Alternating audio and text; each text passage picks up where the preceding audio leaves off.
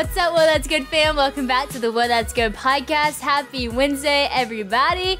Today I have the most special guest on the podcast. I love having him on, my husband, Christian Huff, and we're going to be going through the DMs. We do this every now and then where we read DMs, and last time we did this, we got a ton of you guys really involved and really interested in the stuff that we were talking about. And this is just a space where, you know, we can go there. We can talk about anything, however we want to. And it's just our best piece of advice to you and the questions that you're asking. Obviously, use wisdom here. If we say something that doesn't align with what you agree with, that's okay. Throw it out the window. Go ask a parent about it. Go ask a mentor. Go ask a pastor. But this is, you know, two people who love each other and love the Lord, doing our best we can to give you advice for the things that y'all have questions in. So thanks for DMing us. These are literal DMs that we've gotten to our DM box that my team has gone through and selected about 10 questions that you guys sent in on some of the things that y'all are struggling with. And we try to pick ones that we feel like, okay, we know not just one person is struggling with this. We know this is probably, you know, representing so many people who have the same struggle. So Christian and I are going to do our very best to answer the questions. You ready, babe? I'm happy to be back on the podcast, and by you asking these specific questions, it gives me the ability to be back on. So yeah, that's keep asking these questions, because if not, I will get the boot. Yeah, Christian's always our answering DMs guy, so keep DMing us, or else Christian will get the boot. Or else I will be no more. Christian's gotten the big head though, because this podcast we did last time of the answering DMs has had the most YouTube views we've had in a while, and Christian's kind of feeling himself. Okay. Well, typically you ask me back like 6 months after, then that one had more views, so you're like, okay. Yeah. 3 weeks in between, you can be back on the podcast. That's right. Well, last time we talked a lot about relationships, and we've seen that a lot of people sent in a lot more questions about relationship.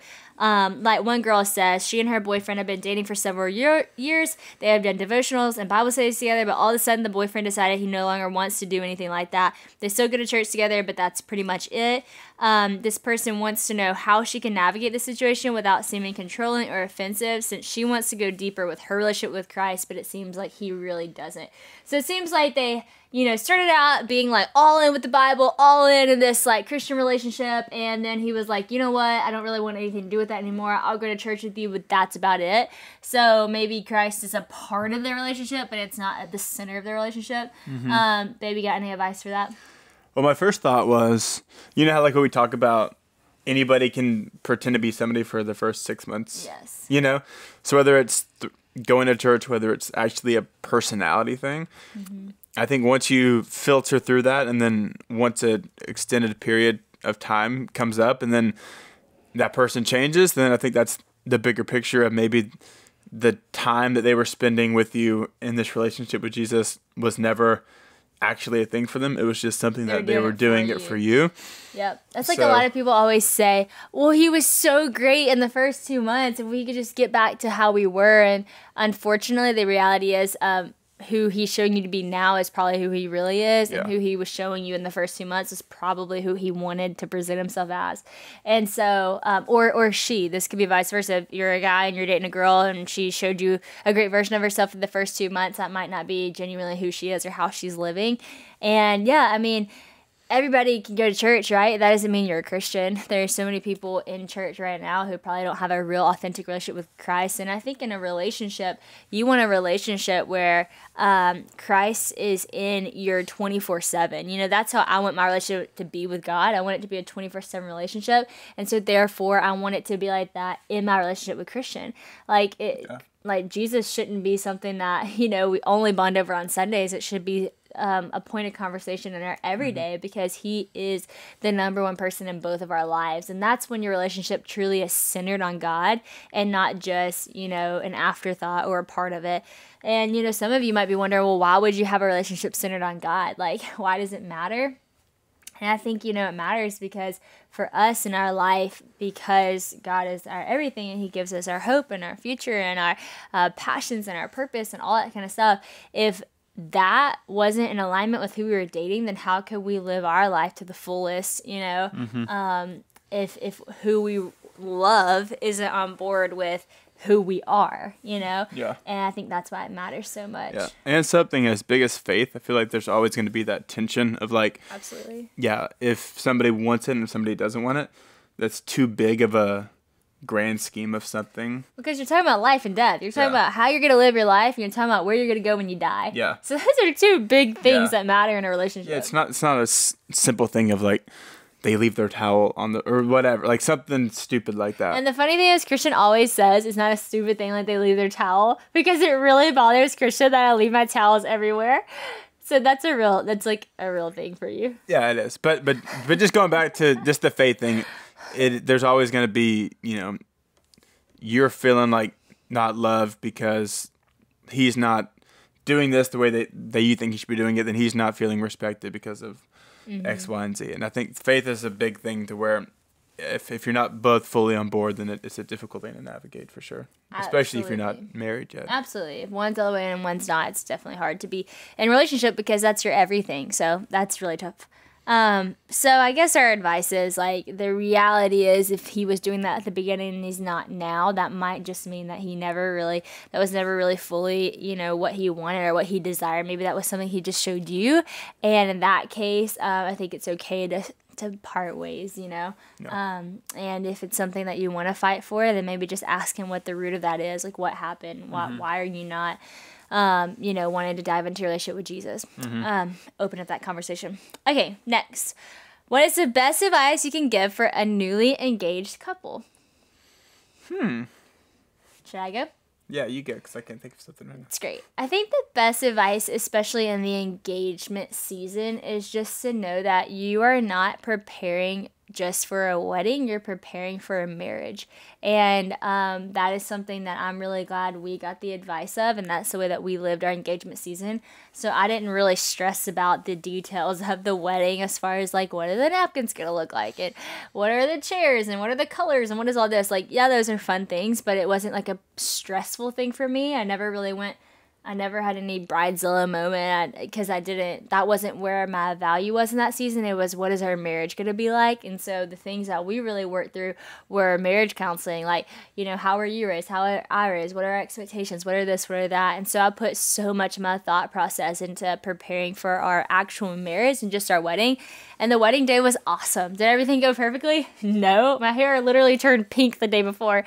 But it was so awesome, and we could laugh about it, and it was fun. It was great. But then we were ready for marriage when we stepped in. And of course, you can only be as ready as you can be because you don't know what you don't know. But we felt really ready because we felt like our engagement season, we really used it to prepare. So, it's easy to get really, big and crazy about this one date. But the reality is, if your wedding is December the 20th, that's one day, but you're married for the rest of your life. And so you don't want to just focus on that one day. You really want to focus on what's ahead, which is the beauty of marriage. Y'all, we just got back from the beach with the fam this week, and of course the travel essentials for every 1-year-old is snacks, and easy groceries are a must too, because the less we have to prepare for meals on vacation, the more family time we get to spend together. And that's why Magic Spoon is the perfect solution. It's an easy snack to pack for a day on the beach, but it is also a perfect breakfast for me and Christian. No preparation, easy energy, and it's delicious. Magic Spoon has 0 grams of sugar, 13 to 14 grams of protein, and only 4 to 5 net grams of carbs in each serving. It's low carb, keto-friendly, gluten-free, grain-free, soy-free, and only 140 calories a serving. Boom! And you can build your own custom box out of their huge variety of flavors. They have classics like cocoa, frosted, fruity, and peanut butter, and the fan faves like maple waffle, blueberry muffin, and honey nut, and the indulgent cake and cookies flavor like cookies and cream and cinnamon roll. I am currently loving honey nut, which is anybody's surprise. I love anything with honey, but I also like the maple waffle too. It's just calling my name. So there are so many different delicious options with Magic Spoon, but it's still a perfect guiltless snack, so don't miss out. Go to magicspoon.com/whoa to grab a custom bundle of cereal, and be sure to use our promo code WHOA at checkout to save $5 off your order. And Magic Spoon is confident in their product that it's actually backed with a 100% happiness guarantee. So if for any reason you don't like it, they'll refund you your money back, no questions asked. Y'all, that's pretty much a steal of a deal. So remember, go get your next bowl of delicious guilt-free cereal at magicspoon.com/whoa and use the promo code WHOA to save $5 off at checkout. Yeah, and they're all stages, you're dating, you're single, you're dating, then you're engaged, and you get married, and they're all different seasons of life. Marriage, I don't know if I would say marriage is a season because it's a long season, I guess you could say. That's not a season. You know? But I'm saying they each have their place. You know, you're single, you're dating, you're engaged, you're married. And when you get married, or when you get engaged, you're working on yourself, so to speak, to prepare yourself for marriage. And with preparing, for marriage, there are things that take a backseat, like friendships. And that's something that we walk through a lot. So when we got engaged, obviously, you're my first priority. I'm your first priority. So some things take a back burner, whether it's friendships or work or these other things. Some things have to slowly fall down the priority list. And the person that you're going to spend the rest of your life with is going to go up on the priority list. And some people might understand that. Some people might not. But if you aren't intentional about pleasing the one that you're going to spend your life with, and then you're worried about pleasing everybody else, then it's going to be difficult. I think a lot of people think about marriage as like, okay, like on December the 20th, let's just pretend that that's all of our wedding day. It's like, oh, on that day, like then I'll become one with this person. But I think there's a process to becoming one. It's not just about having sex. It's actually about just becoming one, one unit together. And I think during the engagement season, you kind of feel that refinement of what it looks like to become one, because it's a holy thing. So things have to burn off. So basically what I mean by that is like, I'm having to make decisions for Christian and I as a couple that, because we're about to be one, that I might have used to made a different decision when it was just me. Like, for instance, if I had an awesome opportunity, it's not like I can just be like, yes, I'm gonna do it just because I want to do it. I already have to consider that we're about to become one. And so the process begins when you get engaged. It's like we're becoming one. So you have to start making decisions on where you're gonna live, what you're gonna do, what y'all's priorities in y'all's relationship are gonna be, how you're gonna treat each other, and all those different things. And so I think just understanding and starting that process is so important, to start making those selfless decisions that aren't just for yourself, but it's for the two of you. Mm-hmm. Yeah, you just articulated everything that I was trying to say. I got you, boo. I got you, boo. And the next question is it okay to spend time with the opposite gender when you are in a relationship? So basically saying, because it kind of weirds like that. It kind of reads like that. Is it okay for me to spend time with another woman if me and you were dating? And alone. So where should the line be drawn? We never crossed that line because we didn't have to set a boundary. Well, we did set a boundary, but the boundary was there is no boundary. On the corner of net and ver. We don't spend time alone with the opposite gender, even to this day. We don't ride in the car with the opposite gender. We don't, like if it's just us two, we don't, even if we have to do a phone call, we let each other know. If the opposite gender were to DM me, even if it's just a friend, I would probably tell Christian about it casually, just be like, hey, so-and-so just DM'd me or whatever.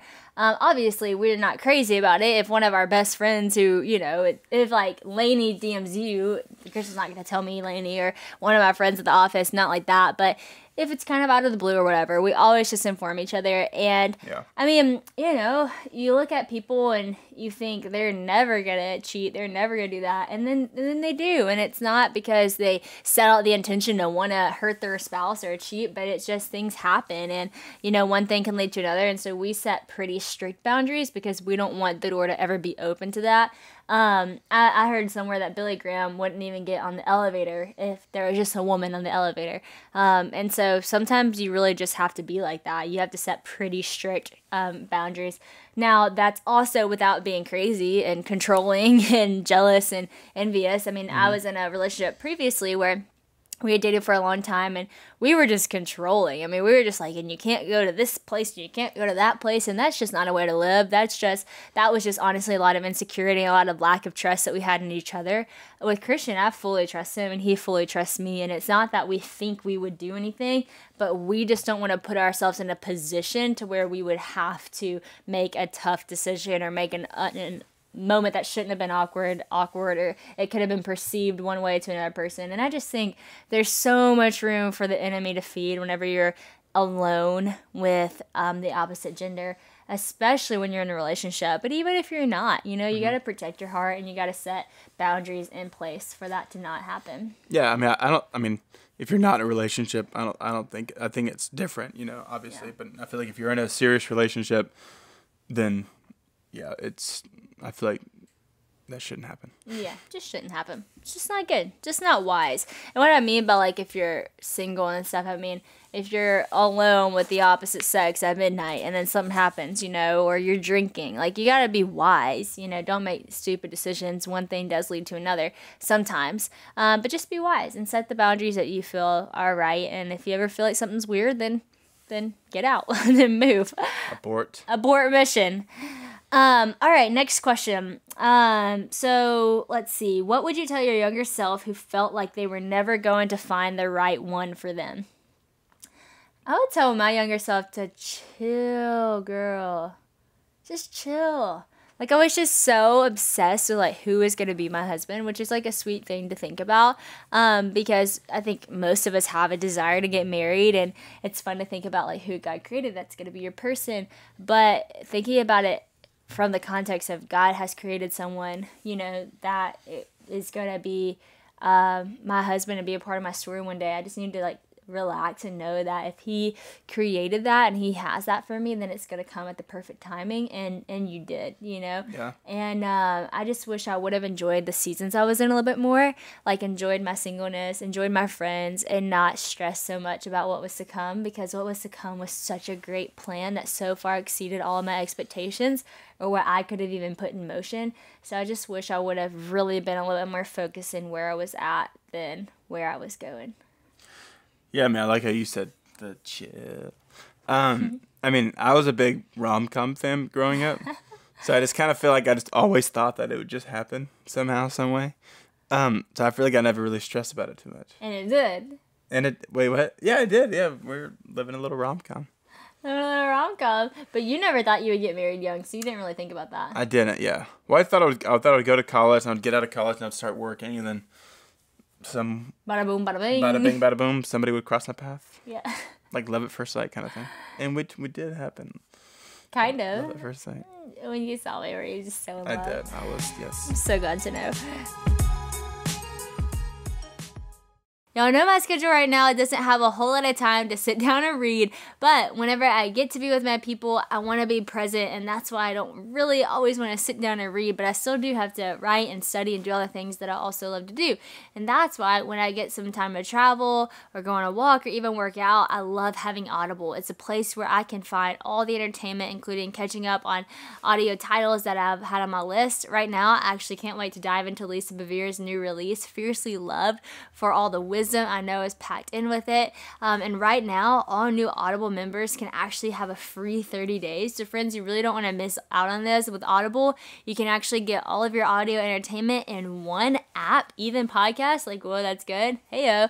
With thousands of titles available in an incredible selection of genres.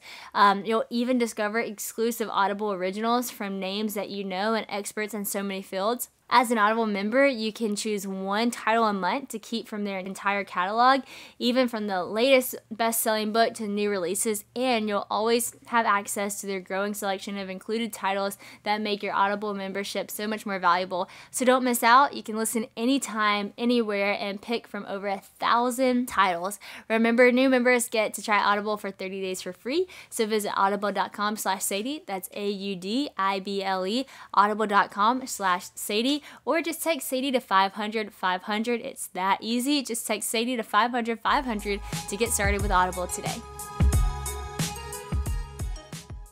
So someone asked a question in the DMs, and they were basically saying, like, how do you respectfully coexist with people in your life who believe differently than you? And man, I got out my phone because I was rereading my journal that I wrote in last year. So I started a journal on my birthday last year and then just finished it right before my birthday this year. So just kind of going back and reading, like, things that I went through, things that I prayed through. And last year, I wrote this in my journal, and I thought this was, like, really, it really just reflected what a lot of the prayers I was praying last year. And I think it's kind of cool to go along with this question. But I said, I feel like I'm sitting back watching the world lose their mind. The hard thing is knowing how can I help. Proverbs 14:12 is so present in our generation right now. There is a way that seems right to a man, but in the end it leads to death. The seriousness of this makes me want to speak out, but the cancel culture, but I know the culture will cancel me in the minute that I do. It is Well, I was about to say it is hard to navigate, but then when I think about the video of so basically I watched this video and this girl from North Korea said something really profound, and she said she knew speaking the truth was a risk, but not speaking it was even worse. So then I go on to say, if I don't speak the truth, am I really helping? If I do, am I causing too much harm? Then it limits me helping. God, I'm genuinely asking. It feels like a wrestle, and I don't know if I am just comforting myself in my excuses or if I'm using wisdom. God, I know Jesus reclined with the sinners, but what was the dialogue with the sinners, and how did he speak truth and yet keep the sinners at the table? And I wrote that, and I remember praying that prayer so much last year, this prayer of like, I want to help, but if me helping is hurting, then I won't help. And then I was like, well, God, am I just excusing myself to just live a more comfortable lifestyle?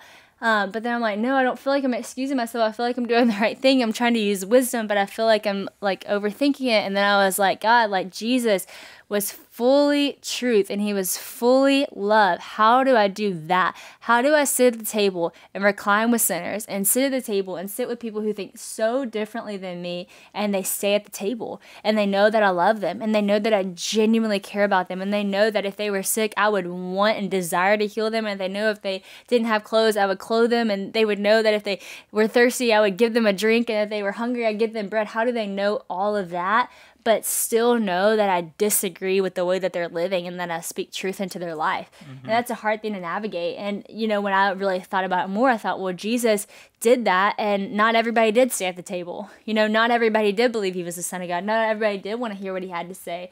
Not everybody even liked him, you know? And so the risk of, you know, standing on the word of God for people who don't believe in the Bible and all this kind of stuff is that people will think you're crazy, or they won't like you, or they think you're this or that, and that will probably happen. That's a part of it. Jesus even said, if the world hates you, just remember it hated me first. But then there's also this beautiful aspect to Jesus, that he was so loving and he was so compassionate and he was so kind that he could move the hearts of those who didn't agree with him at the beginning, or didn't see the things the same way, or lived a completely different lifestyle. And so to answer your question, how to coexist with people who, you know, don't believe in the Bible and have a completely different viewpoint than you, is I think you just be as much like Jesus as you possibly can. You know, that doesn't mean shy away from the truth. Jesus is the truth, the way, the truth, and life. So still live the truth. But at the same time, Jesus was fully love. So fully love well, fully have compassion, fully have mercy, fully have grace. And so I think when you come in and you're not there to judge, you're truly there to love, there creates space for coexisting, but at the same time not conforming. So it's okay to coexist but not conform to the pattern of the world. Mm-hmm. So that's kind of what I found. But I hope you can hear, even in me reading my journal, it's a wrestle, man. Like sometimes it can just be so hard because you genuinely have a pure heart and you want to love people and you would never discriminate against anyone, but sometimes the way that culture sets it up, it's like, well, if you believe that, then you can't think this, and that's not always true.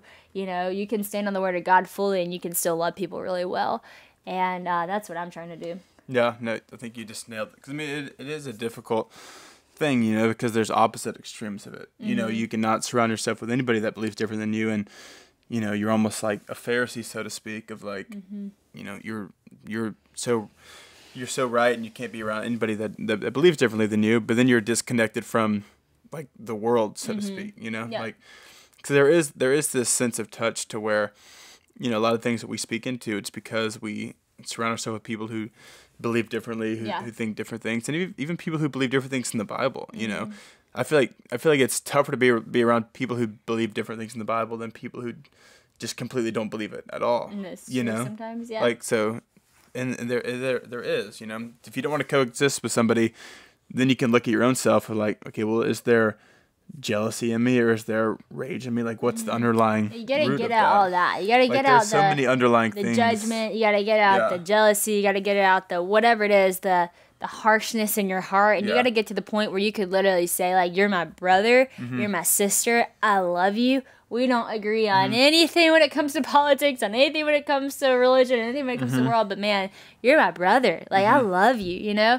And I think when you look at people as family, it makes it a lot easier, because if you think about your family members, like, you coexist with them, but they're not all like you. Like, you might disagree on so many things, but at the end of the day, like, you're going to love them and you are going to sit at the table. And one thing my mom always said to me, she's like, don't leave the table. Like, you have to sit here. And no matter how hard the conversation gets, you stay at the table. And there have been conversations with my family that the last thing I want to do is stay sitting at that table, you know? But they're my family and I love them and I respect them, even if I don't agree with them. And so I think you have to see people like family. And, you know, the Bible creates such a beautiful picture that we are family, that we are the body of Christ, that God is our Father, that we are brothers and sisters. And so when you see people like that, I think it softens your heart to such a place that you're going to love them even if you disagree. Yeah, I was going to say, I mean, it'd be near impossible to coexist with somebody who believes differently than you if you don't have empathy or compassion. You gotta have empathy. If it's just harshness and, you know, you're wrong, I'm right, then you'll never be able to coexist with Absolutely. That's good. All right, moving on. We got a DM. I always wonder, like, should I say who DM'd me or should I not expose you? Someone exposed you, but y'all asked such great questions. I wish I could shout you out. But someone said, advice on where to start a ministry. How do I start my own ministry? My best piece of advice, if you want to do ministry, is to do ministry right where you're at. How do you start your own ministry? Do ministry, you know. Ministry is loving God and it's loving people and it's doing that well. And if you cannot do that in your community, with your friends, with your people, I'm sorry to say, friend, you will never be able to do that on a huge platform, because ministry, having a platform and doing ministry is a huge blessing because you get to reach so many people, but it is not for the faint of heart. It is definitely hard, and there are so many things and aspects of it that you don't see, that, you know, you're never going to see that side of it. But so that's what I would say. Don't just wish for that. Like, start right now where you're at, and make sure you have a pure heart and why you're doing what you're doing. You know, essentially, we should all be doing ministry, really. If you are a Christian and you are, you know, trying to be a light of the world, then you should consider yourself a minister of the gospel, because that's what we're called to do. And so just start with where you're at, what you have. God's not going to ask you to do something that's outside of your capability or ability to do. You know, if he's calling you to ministry, then he's already equipped you to do that ministry. And so look at your hands. What do you have in your hands? How can you serve? Look at your community. How can you pour in? Look at your church. How can you step in? I think so many of us want to have our own ministry and our own thing. And one of the specific things and reasons why I wanted to call Live Original is because I didn't want it to be about Sadie. I wanted it to be bigger than me. And I'm thankful to say that I'm trying to build something that's really going to outlive me, so that when I die, this message is still going and people aren't talking about Sadie. They're talking about the message of the gospel. And I think when you're trying to build a platform, you build a platform for yourself. You build a platform off your name, and you build a platform that grows you. But when you're doing ministry and you're building kingdom, it's actually not about you. It's about the world around you. And so try not to consider it your own ministry, and try to just consider it kingdom building. Even Live Original, you know, shouldn't just be my own ministry. It's for the sake of the gospel. And God's called me and equipped me to do it in this way. And I'm so grateful for that. And how has he called you and equipped you is something really important to look in your own hands and see. Y'all have some exciting things coming up, speaking events, my birthday, and of course the LO Sister Conference in August that I'm so looking forward to. With all of those things to look forward to, there's a lot of preparation that comes in. The most important thing is I gotta have time to pray, study, and prepare. But at the same time, I know I want to look good and feel confident on stage too, or even at dinner with some friends, and that's why I love Stitch Fix. I actually have my next box coming in this week, and I can't wait to see what they included in the box. My last box, I think my favorite thing was a set of super cute, comfy pajamas, and I mean, who doesn't love, again, matching pajama set, right? It doesn't matter if you have a girls' night, date night, or a cozy night in, Stitch Fix has got you covered, my friend, and it's so easy to get started. All you have to do is take a few minutes to set up your Stitch Fix profile. Just answer a few questions on what you like, love, what you don't, and even how adventurous you like to be with your new styles. Next, Stitch Fix has expert stylists ready to go and just work for you, so every single piece will be handpicked based on your preferences. even how you would like for it to fit and what you feel comfortable spending. At Stitch Fix, they understand even with your busy schedule, you want to look and feel your best. So Stitch Fix will send you 5 pieces to try right at your home, and you can keep what you love and send back what you don't. Shippings, returns, and exchanges are also very easy and for free. The best part is there is no subscription required, so you can try it once or you can set up an automatic delivery. There are no hidden fees ever, so sign up with Stitch Fix and get the latest styles for women, men, and kids too. I'm actually ordering Honey her own box next, and I can't wait to see what she gets. So sign up today at stitchfix.com/woe to get $20 off your first purchase. That's stitchfix.com/woe to get $20 off your first purchase. Limited time offer, so purchase within 2 days of sign up. Yeah, I mean, I think you just nailed it. I was going to say, yeah, start with your friends, start with your family, start with the people that you work with. And yeah, I mean, just starts with having conversations about faith or asking somebody how they're doing and hosting a Bible Sometimes study. it's the hardest to actually do with your friends and your family than it is to do on a stage. And I always say, you know, I came to a time in my life where I felt like it had gotten almost easier for me to do in front of thousands of people and harder for me to do with just one person. And that's when I said, I got to check myself. Because, you know, it should always be my first response no matter where I am. If it's one person, if it's 10 people, or if it's 10,000 or 10 million people, that I'm there to be the light of the world. All right, next question. One person sent in a DM about modesty, and she wrote, I feel this pressure to show more skin so people think that I am pretty or dress cute. There is a pressure from our culture to wear less and show more. I want to know how you balance dressing cute but staying modest, and also why is modesty so important to talk about in Christian culture? Great question. Certainly is a culture that we're in right now to show a little less, or wear a little less, show a little more, I guess. I guess wear less, show more. And yeah, that is hard because you look around and it's hard whenever, I remember in high school feeling like this. It's like, because all the guys seem to like the girls that don't wear anything, you're like, well, if I'm covered up, then they're never going to notice me and they're never going to like me and all this kind of stuff. But, you know, the right guy and the right people are actually going to treasure you for the purity that you have and treasure you for the modesty that you have. And Christians actually probably more strict than I am on what I wear in the sense of just respecting me for who I am. Like, I'll put on something and I think it looks fine, and he's like, hey, babe, like, you know, I just don't think that that's a good, like, I just think it shows too much. And I'm actually so appreciative of that because he's not wanting me to go show my body to the world, because that's between us, you know? That's a respect thing that he has for me and for our marriage. And I'm really grateful because I also don't want to go out looking some type of way that is attracting people for the wrong reasons. And I think modesty ultimately comes down to a respect. I think, one, it's a respect for yourself, and two, it's a respect for others around you. Like for me personally, when I go to the gym, I go to an all-girls gym, so I wear whatever I want. But if I ever go to a gym that guys work out in, I'm pretty careful about what I wear because I want to respect the guys around me as well. And I don't want them to be looking at me a certain way, and I want to respect myself, and I don't really want guys to be looking at me that way because I am secure in who I am, and I'm secure in my husband who loves me as I am. And I used to would have been insecure about that and felt like, oh, well, if I'm going to the gym with Christian and another girl is wearing her spandex shorts and her sports bra and I'm wearing, you know, loose shorts and a baggy t-shirt, then like he's gonna know it's her and not me. And I don't feel that way at all anymore. I actually feel like my husband loves me and respects me for me being confident and not having to show off my whole body in order for me to feel loved and appreciated.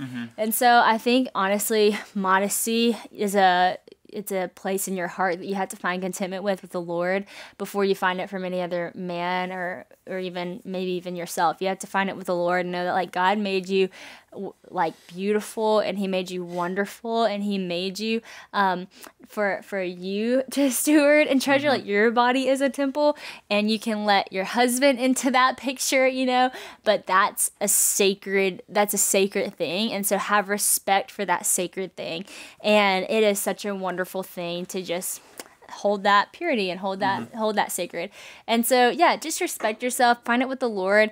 If you're not competing with other girls, you will probably feel a lot more inclined to dress however you really feel comfortable and not dress how you want to be seen compared to the girl beside you at the gym.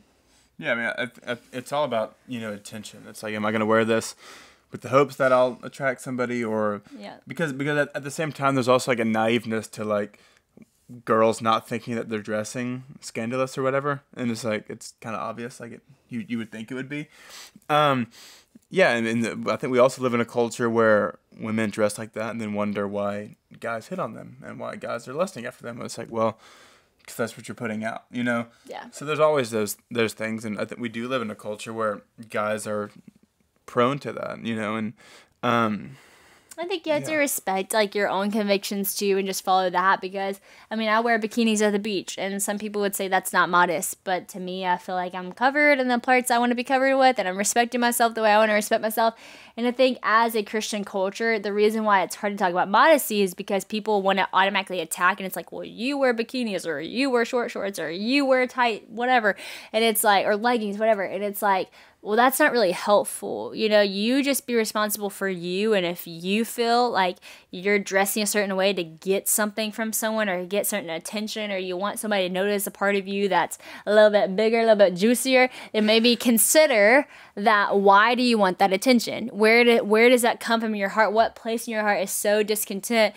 with who you are, with the affirmation that you have, that you need to go find that in some way that's showing off your body? You know, you got to find that with the Lord, that you're made more than enough, and you don't have to go flaunt your body to be more than enough. Period. Okay, next question. That gets me fired up. That's good. It gets me fired up because I hate that girls feel like they have to do that, and I just remember in high school feeling like that. I just remember feeling like I have to show more, or the guys won't notice me, they'll notice all the other girls, and I did, and I hate that because I'm like, that is just like making me seem like I'm only worth attention if I show certain parts of my body when I'm so much more than that, you know? So girls, just give yourself more credit than that. You're so much more than that. And the guys are not just going to notice you because you're, you know, blessed in certain areas. They're going to notice you because you're a blessing to other people. Yeah. And that's the kind of woman that you want to be. That's the kind of woman that's going to be a good wife, that's going to be a good mom, that's going to be a good friend, that's going to be a good mother. You're the kind of woman that's going to change the world, you know, and just know that it's so much more than your body. How do you get over a person that made you believe they liked you and then ghosted you? Would it be wise to wait on them or move on? I don't know how long to wait or what to say. Move on, girl. My boo said move on. You gotta move on. Well, you know, it kind of goes back to respect. You know, you are worth more than that, too. You're worth more than someone just ghosting you. They better have a pretty dang good reason when they get back from their little ghosthood. Well, I said that because most ghostings I've seen, it's a manipulation. Yeah. And if the guy's working off on the rigs in Louisiana or something, and he doesn't have his phone. That's what I'm saying. There are certain reasons. Yeah, or if his parents slammed his phone and it broke or whatever, if he got in trouble. I don't know, just a hypothetical. That's different. But a lot of times ghosting, I feel like, is linked with this manipulation, this draw of like, reach back out or like keep you on the hook kind of thing, and you don't want to end up with a person like that. I want to play games, you know, like we're here, if we're going to date, you know, and we're considering one day you could be the one for me, don't play games with me. You know, just respect yourself in such a way that you're not just going to wait for this guy to come back every so-and-so months. I remember a friend of mine walked through this, and this guy would text her literally like once every 3 weeks, and she would just hang on to that. And I mean, she would talk about it and then would look into it. And does this mean this? And does this mean this? And does this mean this? And literally this went on for so long. And it was like, what does this mean? Who could this be? What is it going to be? And it was just like, and then she would get ghosted and all that stuff. And one time, in the midst of one of the ghosting periods, we look at Instagram and the dude gets engaged, and we're like, what? And like, she was so crushed because she's just been thinking like she's hanging on to that next text. And so, you know, you don't want to get in this position where someone's like kind of keeping you on the hook just as like a plan B, because, you know, like someone's going to come in and they're going to treasure you so much that it should be, you know, there shouldn't be a doubt in your mind that that person's going to reach out to you the next day because they care about you and because they respect you. And Christian did such a great job of that when he pursued me. It's never a question of, am I going to hear from him? I always knew I was going to hear from him. And so, you know, you just don't want to be stuck in that game. What would you define as ghosting, though? Well, I mean, there are some ghosting where it's like they just like literally don't ever text you back, you know? But then there are... Because I mean, like, I wouldn't think you ghosted me if we had texted and you didn't text me for like a day or something like that. No. But I think it's like a periodical. This was like weeks. Like, this would be like a month would go by, and then he would send another text. Yeah. And it was like, and then she'd like text him all night, and then he wouldn't respond for like weeks, and then it'd happen again, or like he'd call her, and then it'd be like weeks again, and it was just like always kind of keeping her on the line. And then like he literally got engaged. So like you don't want to be in that position because that just stinks. You don't want to be the girl on the other end of that situation. You don't want to be anybody in that position. Well, anyways, y'all, these are great questions. I love doing this because I just feel like these are such great questions and start such good conversations. And I hope that these conversations are not just between Christian and I and you in your car. I hope that these conversations extend to conversations with your own friends, with your own family members, with your own boyfriend or spouse. Hopefully it can just be a voice of truth in your life. Like I said, if something doesn't align with what you believe is true, throw it out the window. But if it aligns with the Word of God and aligns with your heart, then I hope that you can take some of this truth and take it into your life, and I hope it can give you some that's good advice. We love you guys. Well, that's good wisdom. Have a great Wednesday and a great week. Go do something good with your life.